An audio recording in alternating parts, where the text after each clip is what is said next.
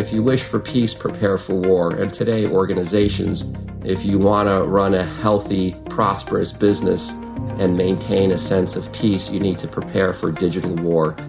Hello, everyone, and welcome to the CyberWire's Hacking Humans podcast, where each week we look behind the social engineering scams, the phishing schemes, and criminal exploits that are making headlines and taking a heavy toll on organizations around the world. I'm Dave Bittner from the CyberWire, and joining me is Joe Kerrigan from the Johns Hopkins University Information Security Institute. Hello, Joe. Hi, Dave. We got some good stories to share this week. And later in the show, Nick Sheveloff, he is the Chief Security Officer from Silicon Valley Bank. So what's a con game? It's a fraud that works by getting the victim to misplace their confidence in the con artist. In the world of security, we call confidence tricks social engineering, and as our sponsors at KnowBe4 can tell you, hacking the human is how organizations get compromised. What are some of the ways organizations are victimized by social engineering? We'll find out later in the show.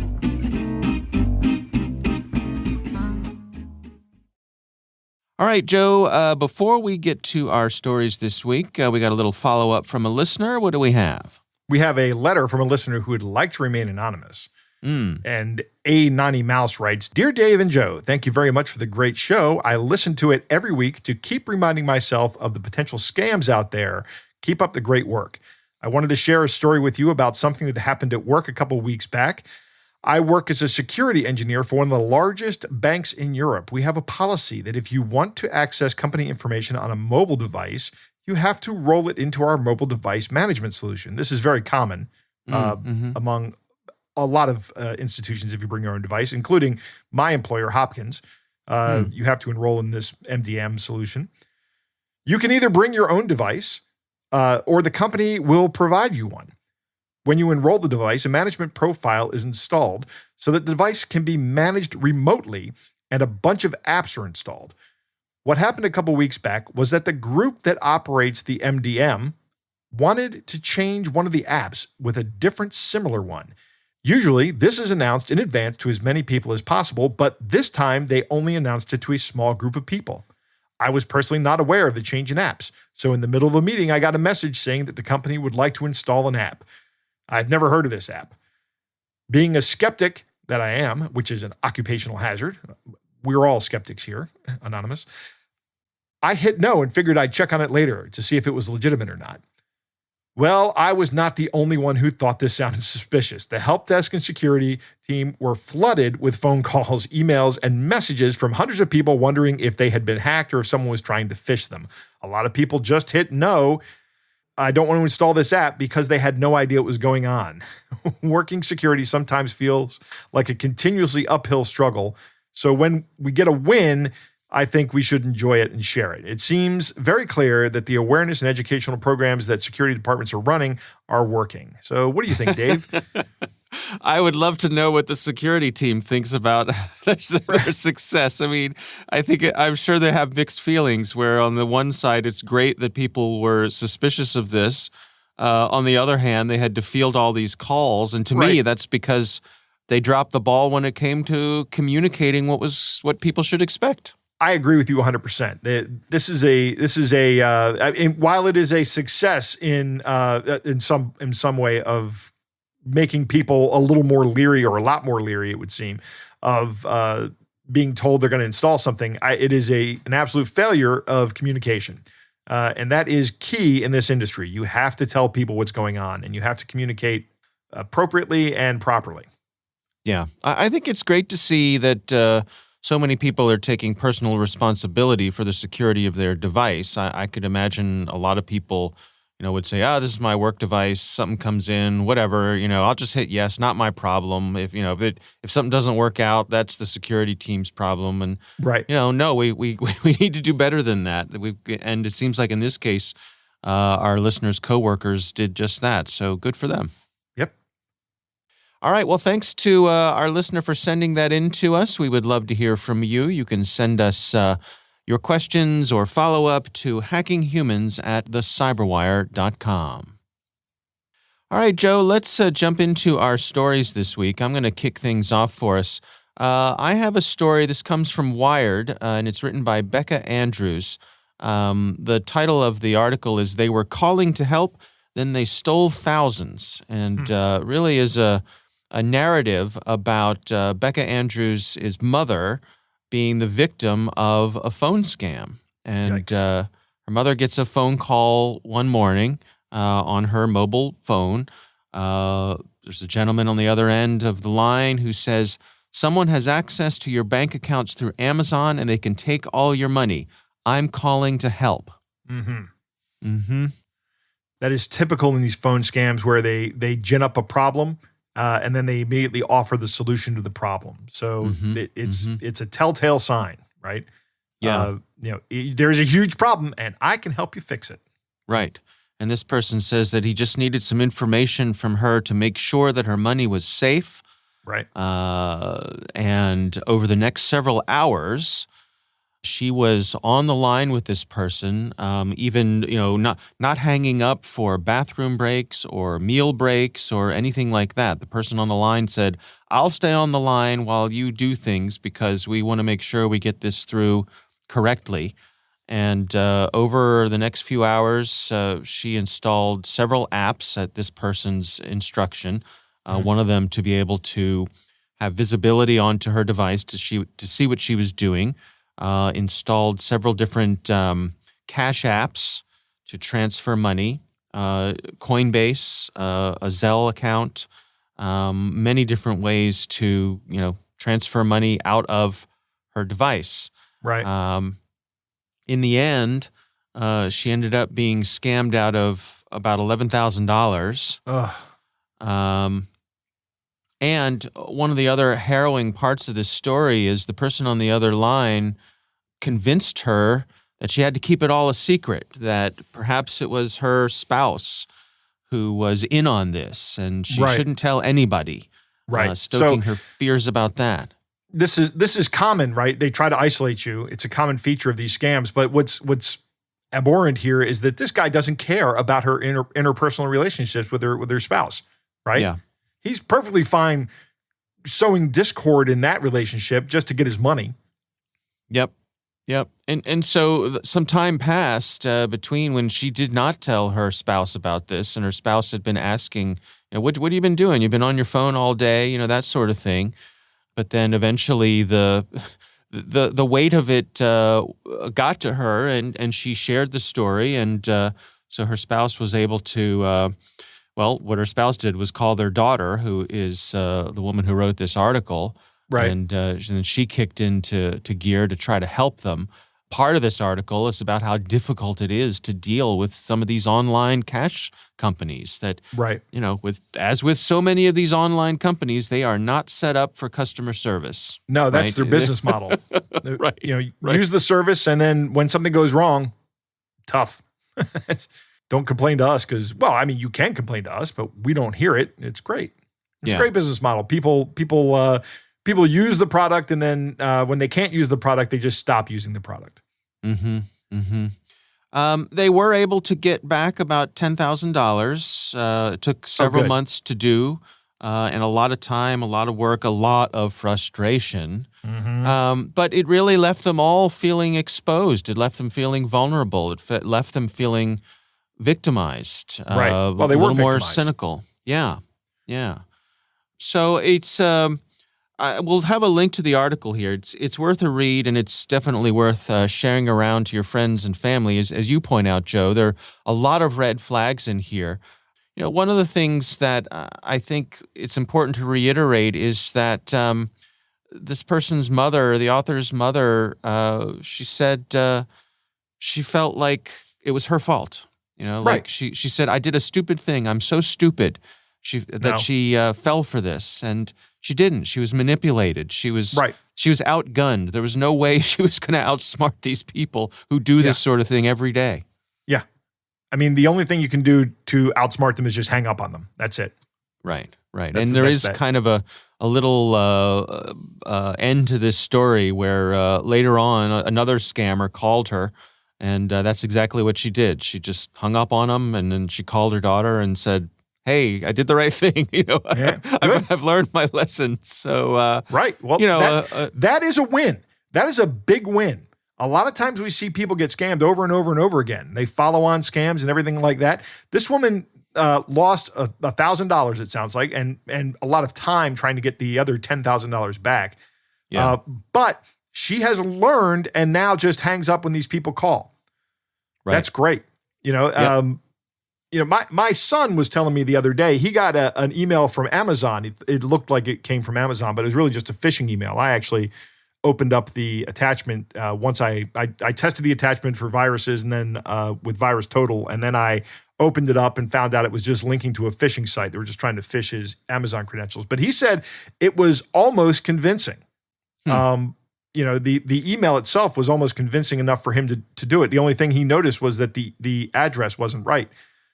So, I mean, these guys are really good at what they do, really good at it. Yeah. And if they get you on the phone, one of the things this story points out is how, what a calming presence the people on the other end of the line were. That, they're here to help, and they're, right. Just trust me. We're going to get through this together. That sort of thing. So we'll have a link to this in the show notes. It's a good read. It's really one of the best narratives I've seen about this sort of scam, and the things, what it takes to try to claw it back. So definitely worth checking out, passing around. There's a lot of good lessons to be learned here and a great way to raise people's awareness. So again, that's written by Becca Andrews, and it's over on Wired. That is my story this week. Joe, what do you have for us? Dave, you want to spend some time bashing Facebook? I've been known to be critical of Facebook from time to time. What too. have they done this time? Well, so I have two stories. The first story is from Business Insider. It comes from Ben Gilbert, and it's about the Facebook earnings report that came out last week. Do you remember back in 2021 when Apple said we're going to make apps, people have to opt in to get the Apple advertiser ID? Yep. When Apple enacted that, 95% of iPhone users who had downloaded the update opted out of tracked advertising. Mm-hmm. And Facebook revenue, it looks like it's going to take $1 billion hit in the coming year, or $10 billion hit in the coming year. Wow. $10 billion sounds like a lot of money, doesn't it, Dave? Yes, I would say. I would say by any measure, $10 billion is a lot of money. Okay, so here's the thing: their total revenue for the past year was almost $118 billion. And they're complaining or telling shareholders to expect a $10 billion hit in ad revenue because of this one change that Apple made. So in other words, about 50% of the US market and 14% of the global market now has privacy enacted, and it cost Facebook less than 10% of their revenue. Okay. So it's not that big of a hit, in my opinion. Yeah, I know you're upset that you can't track people and you can't specifically target ads at them. But maybe that's a good thing, which kind of leads me into my next story, which comes from The Guardian out of Australia, and it's written by Josh Taylor. Do you know who Andrew Forrest is? I do not. Okay, me neither. I did not know this until I read this article, but he is an Australian billionaire, and he has launched criminal proceedings against Facebook for failing to take action on scam ads that feature his image. Oh, okay. So he's like Australia's Warren Buffett, it sounds like. He might be. In fact, that's the first thing I think of when I think of billionaire scam ads. I think of Warren Buffett holding the big Bitcoin. You know, I Googled that image today and still got a chuckle out of it because it's obviously Photoshopped, right? Yeah. There's no way Warren Buffett could hold up a piece of metal this big. Well, true. I don't think I could hold up a piece of metal that big in the way he's holding it. So the ads appear on Facebook's news sites as programmatic ads supplied by Google or from Facebook as well. But these ads target specific individual users. And they are presented as a news story claiming to be the celebrity that had made a big investments, and banks are shocked by how well it's doing. Right now, banks hate him. Right, exactly. Right. You and I see these ads and we just scroll by them, right? Mm-hmm. Because we know that this, we've been on the internet long enough. We know that these are scams. We know that this is clickbait. We know that this is just erroneous. But here's what happens if you actually click the ad. It takes you to a fake news story that includes a link claiming to be some cryptocurrency investment scheme, and you enter your details and register for the scheme, and then you receive a phone call asking you to make an initial investment of some small sum, like $250. Huh. Then you are asked to invest increasingly larger amounts. In one case that this paper previously reported on, a 77-year-old Queensland grandmother clicked through from a Facebook ad featuring Andrew Forrest and initially transferred $5,000 to a cryptocurrency exchange before being encouraged to put in more of her money. Scammers eventually emptied her accounts, stealing her entire life savings of $80,000, the article says. Wow. And she was unable to get her money back because unlike your story where these are banking apps, this is not a banking app. This is a cryptocurrency app. Once you buy that cryptocurrency and send that cryptocurrency to somewhere else, that's on the blockchain forever and you can't get it back. Unless you do something which is impossible without consensus, right? People are just not going to agree to that. Interesting, The Guardian has investigated who's behind the ads, and they found hundreds of these sites that the ads linked to were registered to just 5 names with addresses all in the center of Moscow. And surprisingly, so I'm shocked by this, Dave. None of those people listed on the registration forms responded to the Guardian's attempts to contact them. They just didn't have. Help me understand what Andrew Forrest is doing here. So he's decided that Facebook is liable for allowing these scam ads to run. Right. He's now it's interesting to me that this is going to be a criminal proceeding. Yeah, I thought that too. That's something that stood out in my mind. I don't know how Australian law works. Here in America, I can't begin a criminal proceeding against somebody. Law enforcement, only the state can begin a criminal proceeding. I can begin all the civil proceedings I want and sue Facebook in a civil court, but I can't file a criminal complaint or I can file a criminal complaint, but I can't begin a criminal lawsuit here.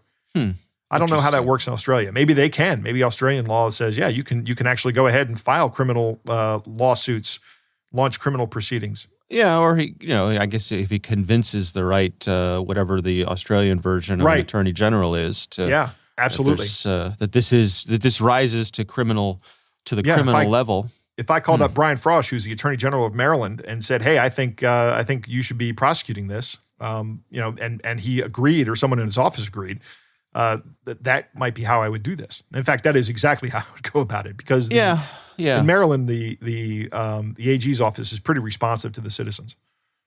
Yeah, it's interesting to me that the big platforms like Facebook don't do a better job with this, and I don't accept that they can't do a better job with this. I know, for example, back when I was on Facebook, the one that always annoyed me, I always see ads for Ray-Bans.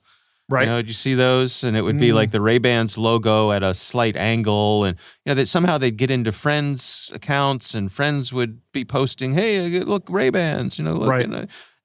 But like Facebook, Google, all these platforms, they can identify a photo of me, when a sliver of my ear is showing. Absolutely. Right? they can't tag something with a logo or a front-on photo of Andrew Forrest or Warren Buffett or Keanu Reeves. Buffett. Right. Bill Gates, any of these folks. I mean, they should automatically, when they see, like, they can't fingerprint that ad. And I know, folks can do adversarial things in the images and alter them, blah, blah, blah. Still, I think the reason that they're not doing more against these is because it's against their interest to do so, because the people who are running these scams are paying Facebook and Google or whoever to do it. Yeah. Here's another angle on this. Apple disabling the access to the, what Apple did here, disabling the access to the ad token. Do you think Google will ever do that in Android? Do you think they'll ever make that a feature in Android where users have to opt in to advertising? I don't think they will because it's so much of their revenue. They would be losing a lot more than the $10 billion that Facebook is losing if Google did this. I think the only way we'll see that is if we have legislation that requires it. If they make it so that you have to opt in Right. That's the only way we'll see some of these ad-focused platforms. The amount of do something tracking like that goes on for us is ridiculous. Yep. I would cancel Facebook tomorrow if I could. But unfortunately, they got me, Dave. They got me. They got me good. No, I say I'm not on Facebook anymore, but part of the reason I'm able to not be on Facebook is that my wife is very active on Facebook. So if something happens on Facebook with a mutual friend or a family member, I will hear about it through her. Right. So it's a little bit of a cheat, but my own mental health benefits because of it. Yeah, I do spend a lot less time on all social media platforms these days. In fact, and you say your mental health benefits from it. I've been spending a lot of time on LinkedIn lately, just connecting with people because that's where I've been talking with people. I'm finding even LinkedIn, which is as benign of a social network as you can get, is I find it impacts my my state of mind. I don't like the way it impacts my state of mind. Yeah, I don't know what to do here, Dave. I mean, I guess do what I keep doing what I'm doing, which is stay off of Twitter, stay off of Facebook, stay off of LinkedIn, stay off of any social networking site. It's just I don't think it's good for you. I really don't think it's good for you. No, I think it's, I think quitting any of these platforms, I think folks who've been through quitting smoking describe it as being similar. It's you gets pulled back to it. It's a pleasurable thing, and it's not good for you, but boy, it's hard to break away. So, It is. Yeah. All right. Well, those are our stories this week. Again, we would love to hear from you. If you have something you'd like us to cover, it's hackinghumans@thecyberwire.com. Joe, it is time to move on to our catch of the day.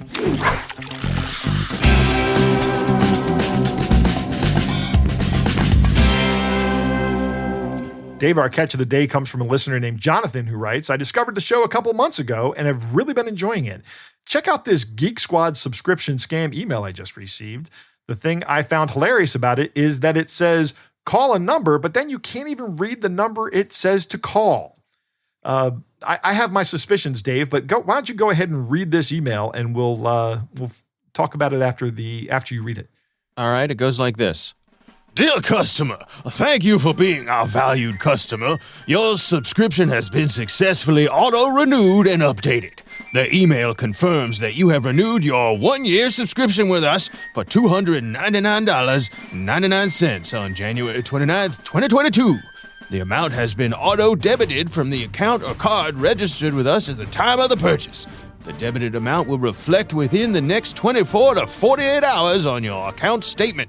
Please review your purchase history below. Product information, invoice number, order ID, type, protection plan, duration, 1 year from the date of purchase. Amount, $299.99. Payment method, auto debit. The subscriptions will auto-renew every year unless you turn it off, no later than 48 hours or before the end of the subscription period.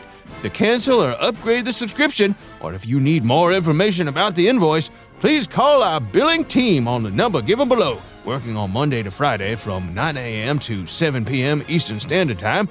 For further assistance or query, please call us at #plus number 1 N8N #6 and 6N8 and #3N 5N 7N6 #. Thank you for choosing us. Regards, Geek Squad team. It's a hell of a number there, Joe. Thank you, General Stonewall Jackson, for reading that. Sometimes they just come to me. Yeah. It reminds me of that, I can't remember, it was, maybe it was Deputy Dog. Do you remember Deputy Dog? Yeah. The sheriff and Deputy Dog. That's what I visualized when you're saying that. The guy with just the mustache. I was thinking a little bit of Foghorn Leghorn, actually. Foghorn Leghorn, yeah. I love Foghorn Leghorn. Maybe some Boss Hog thrown in. I don't know. So, here's my thinking on this. You read that phone number, and that's exactly how it appears in the email. I don't think this is a phone number. I think these are variables that you're supposed to change. I think what happened here is some noob to the criminal world bought a phishing kit, and the phishing kit contained an email template that for a Geek Squad scam, and he or she didn't change any of the variables, didn't change the emails with all the hashtags. This thing just has hashtags all the way throughout it, right? Yeah. And right. I think they just said, well, let's just send this. I mean, there's no way for anybody to get in touch with them except maybe to reply to the email. But aside from that, how this is supposed to work is you're supposed to call a number, somebody from customer support, and our listeners can't see my air quotes going on there, but it's going to install some malicious software on your machine and essentially rob you blind. Right. That's how this scam works. But these guys, apparently, this is their first try at it. And they just sent this out to Jonathan and probably out to another 100 people. But the good news is, or 100 people, probably 100 million people, 100 million email addresses. But the good news is, now that this email has flooded the internet, it's going to be all over the spam filters. So whoever paid money for this essentially just flushed that money right down the toilet. Right. I just hit send. You did what? I just hit send. We haven't put any of the variables in. Uh-oh. I did. Yeah, right. All right. Well, again, thank you to our listener, Jonathan, for sending that in to us. We do appreciate you taking the time.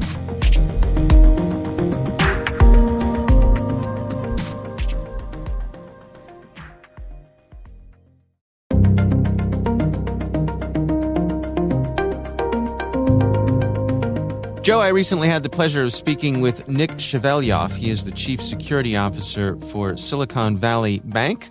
Interesting conversation. Here's Nick Chevelyoff. So let's return to our sponsor, KnowBefore's question. Carrots or sticks? Stu Showerman, KnowBefore's CEO, is definitely a carrot man. You train people, he argues, in order to build a healthy security culture. And sticks don't do that. Approach your people like the grown-ups they are, and they'll respond. Learning how to see through social engineering can be as much fun as learning how a conjuring trick works. You can hear more of Stu's perspectives in KnowBefore's weekly Cyber Heist News. We read it, and we think you'll find it valuable too. Sign up for Cyber Heist News at knowbefore.com/news. That's KNOWBE4.com/news.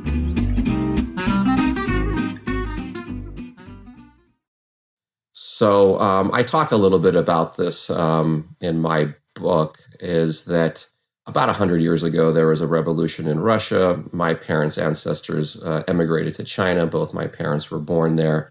They emigrated to the United States, and I was born in Washington State. But during the early 70s, America wasn't a particularly friendly place to people of Russian ethnic descent. My dad took a job with the State Department, and we moved back to the Soviet Union. They had an interest in getting to connect with their culture, but also hopefully do some good work in sharing about, how life is like outside of the Iron Curtain. And during that period, we lived in an apartment, and the apartment we learned was bugged. And so I learned at an early age that if you have something important to say, you signal to someone, you go over to a faucet and you run the water and you talk over the faucet, because that blurs the sound for the bugs, and it sort of obfuscates what you're trying to say. That was an interesting, a very sort of formative experience that in some cases, your privacy and your safety can be in jeopardy. Later, my dad would publish a book that had an accurate map of Moscow, which was something that the government didn't like. And so the KGB came one day and took him away and interrogated him. And when he returned, we quickly left the Soviet Union and returned back to the United States, where we stayed. But I guess those experiences and formative years of your childhood kind of remind you that your safety and security and your privacy can be infringed upon. And so I think in a lot of ways it influenced my interests in life. And at a relatively early age, I became interested in technology and sort of the democratization of data and sharing of information. But at the same time, my childhood experiences around security and privacy influenced the choices that I made in my career, focusing on what we called back in the 90s IT security, but is now referred to as cybersecurity or technology risk management. Those experiences that you had growing up and having that reality of folks listening in, how has that informed your views these days? I'm thinking specifically as we've seen, many of these online social media platforms rise to prominence, and a lot of that is based on what is referred to as surveillance capitalism. You have, I guess, a different life experience and perspective on that than a lot of other people would. Yeah, you're right. In fact, there was an interesting Netflix documentary called The Social Dilemma that talks about surveillance capitalism. I touch upon it in the book. I don't go too deeply into it. One of the phrases that I use in the book is the very technology that empowers us may also imperil us, right? And for all the enablers that we get from social media and other technology, how can that be used against us? It is used. Information harvested about you is used again in fraud attempts, in cybersecurity attacks, and social engineering is used all the time to break into computer networks. I personally am careful what I share and how I share it, because what I share and what I share today might be viewed differently 5, 10 years from now. And so, sure, I have a lot of network-enabled devices in my home, but at the same time, I'm cognizant of some of the benefits that I get, but also the trade-offs that might ensue today or down the road, depending on how you leverage those technologies. Well, the title of the book is Cyberwar and Peace, Building Digital Trust Today with History as Our Guide. What prompted the creation of the book? So, for years, I've been speaking at seminars and conferences, both technology and security related. And I decided, and about 10 years ago, I sort of went through this period of introspection. Who am I? What do I believe? Why do I believe it? What are my values? How do they influence my decisions, my reactions? And what are my earliest memories? What are my most valuable memories? And I kind of kept coming back to this story that my father told me as a young boy, and as we were moving back to the Soviet Union, because I was scared, and it was a very different shift in life and a real culture shock. And the story I kept coming back to was about a Spartan boy and a fox. And to learn more about the story and how it relates to the book, you'd have to buy a copy of the book. By the way, all proceeds of the book are being donated to charity. They're going to go to the SVB Foundation, which will route the proceeds to Next Gen Cyber Talent, is giving opportunities for underprivileged, underserved communities to get educated and get a job in cybersecurity. So hopefully a win-win for the community. And so as I was going through this period of introspection and the story that influenced me over the course of my life, I started thinking more about how many things that I believe in and take action on really are stories, and how powerful storytelling is, and how I have enjoyed history and philosophy and technology and innovation. And if I were to sort of tie all the things that I enjoy in life together, and hopefully I can share more meaningful stories with audiences. And so I did that. And afterwards, people would come up and say, boy, this is great. Thank you for sharing. You spoke to me in a way on a complex and complicated topic that I better understand now. You should write a book about this. And I just never had the time. And so as we were going into the pandemic and going into lockdown, I thought, this is going to change my life, our lives. I'm going to be, at home. What would I want to do?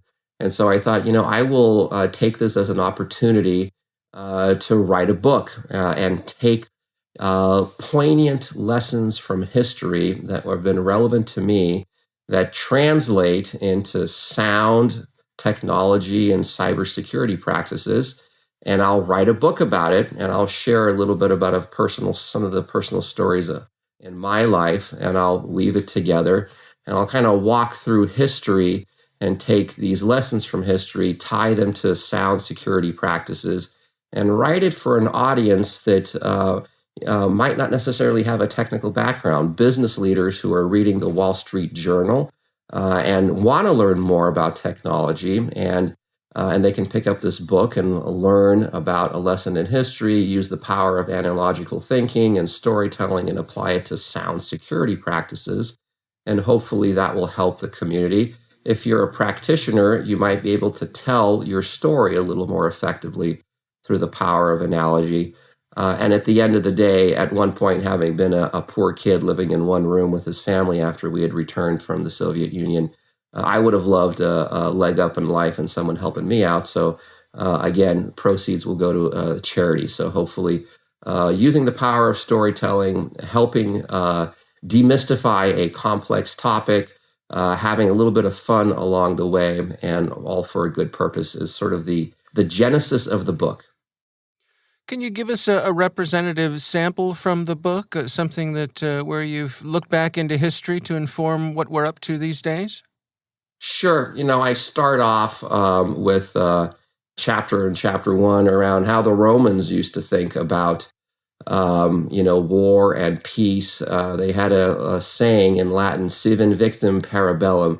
If you wish for peace, prepare for war. And today, organizations, if you want to run a healthy, prosperous business and maintain a sense of peace, you need to prepare for digital war.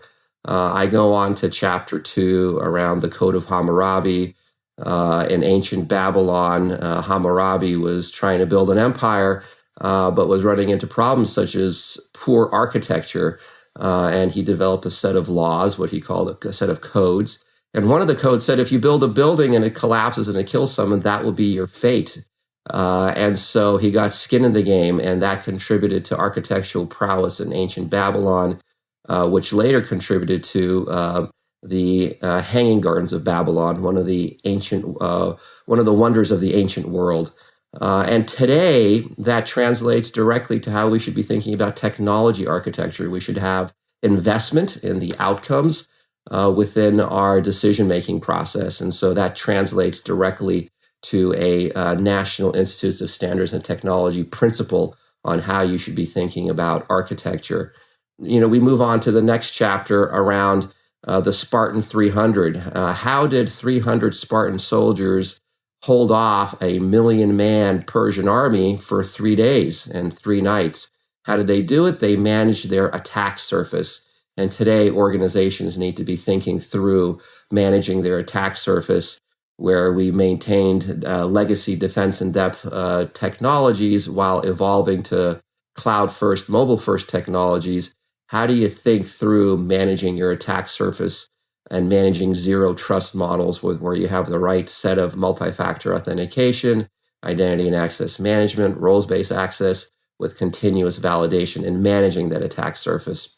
And so each chapter moves on through history and takes a key lesson. So in chapter 4, I talk about Marcus Aurelius. Marcus Aurelius was a Roman general who became Caesar, and he kept a diary on his thoughts about life. He was a Stoic philosopher.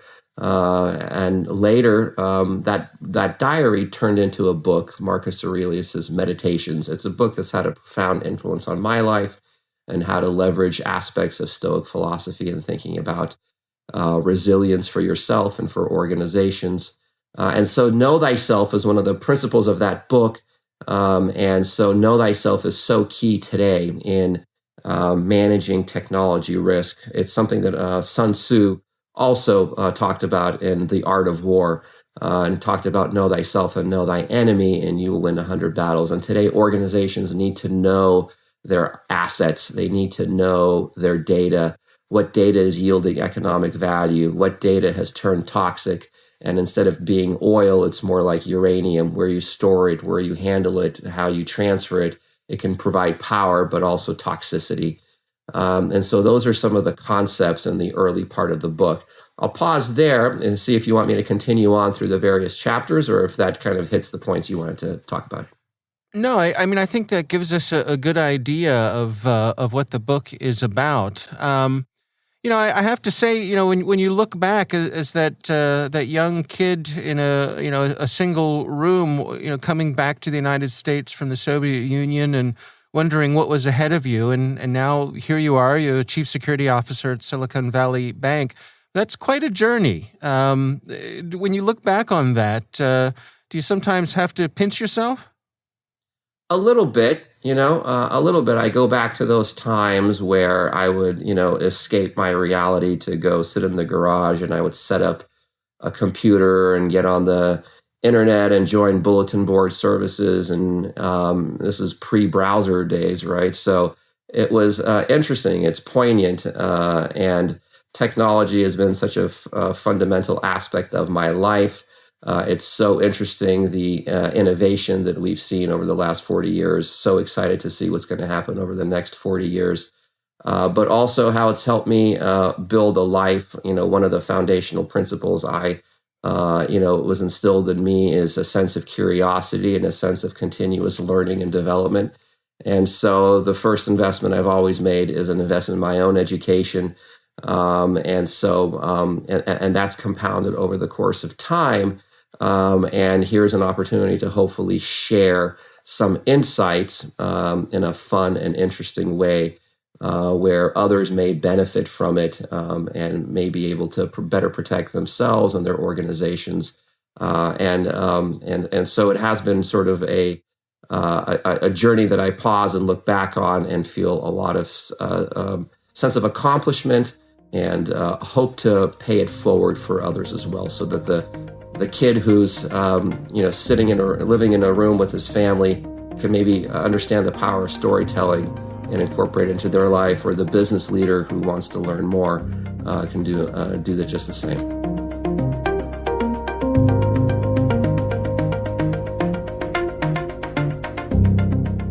All right, Joe, what do you think? What an interesting story about his upbringing. I am fascinated by this story. His grandparents, he said his parental ancestors, I guess it was grandparents. They moved out of Russia into China, and then from China to the U.S., where his dad got a job at the State Department. That's amazing. It's a great story. Very interesting to listen to. One of the things he says is he's careful about what he posts on social media. I post very little now, not just because of my aversion I was talking about earlier in the show, but largely because of that, but also because of a point that Nick makes in this interview, is that you don't know how these things are going to age. You don't know how the culture is going to change, and these Twitter accounts or these tweets may last for years. Now, there's when you're on Grumpy Old Geeks, every now and then Jason and Brian talk about a tool that goes out and just deletes all your tweets beyond a certain age. I can't remember what the name of that tool is, but I don't remember either. But I was thinking of the same thing. Yeah. And that would be a great idea. I don't post when I first started using social media, I would post stuff willy-nilly on there. And at one point in time, I just said, this is not something I want to be remembered for having said.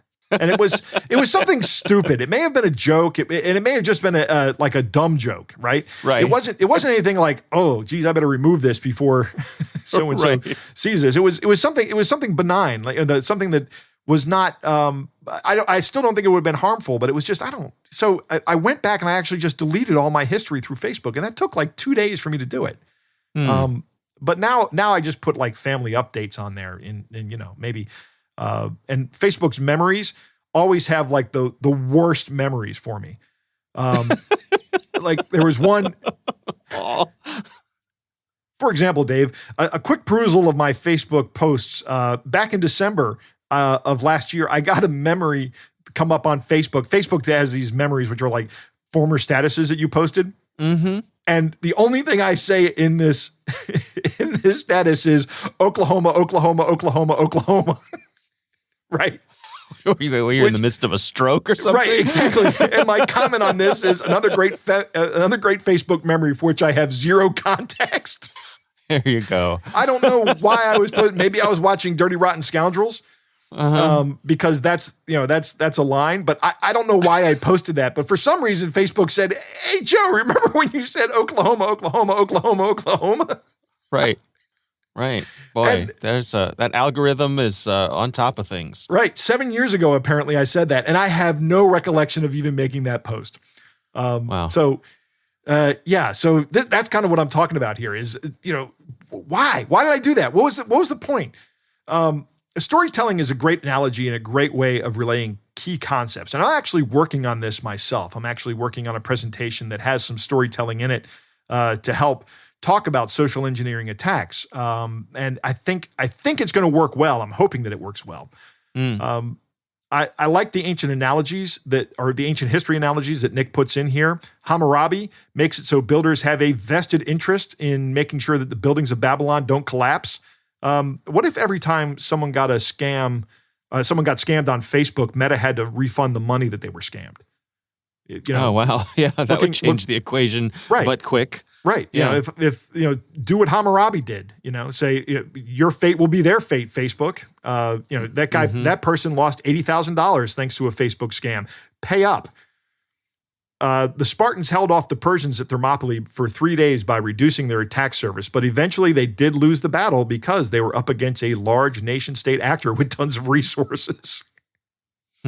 Right? The Persians actually did penetrate that and get through into the rest of Greece, which, by the way, at the time was all just a bunch of city-states, not Greece as we think of in modern terms. The Art of War and Marcus Aurelius Meditations are great books. Make sure you get good translations on these, though. It's kind of important. Some of them are just wrong, so make sure you get good translations. I have my opinions. If you want to know, feel free to reach out. Overall, a great interview. I like that Nick uses your analogy on data becoming toxic when it gets some data can become toxic if you get too much of it together. You say it becomes radioactive. Think of it like nuclear material. Fissile material, that if you get enough of it together, it becomes dangerous. But sprinkled about the planet, it's fine. It's not bad. Overall, a very interesting interview, and I was really interested to hear Nick's story, and I'm going to pick up his book. Good interview. Absolutely. Well, again, we appreciate Nick taking the time. Really interesting guest. So thanks again for being with us. And we want to thank our sponsors, KnowBe4. They are the social engineering experts and the pioneers of new school security awareness training. Be sure to take advantage of their free phishing test, which you can find at knowbe4.com/fishtest. Think of KnowBe4 for your security training.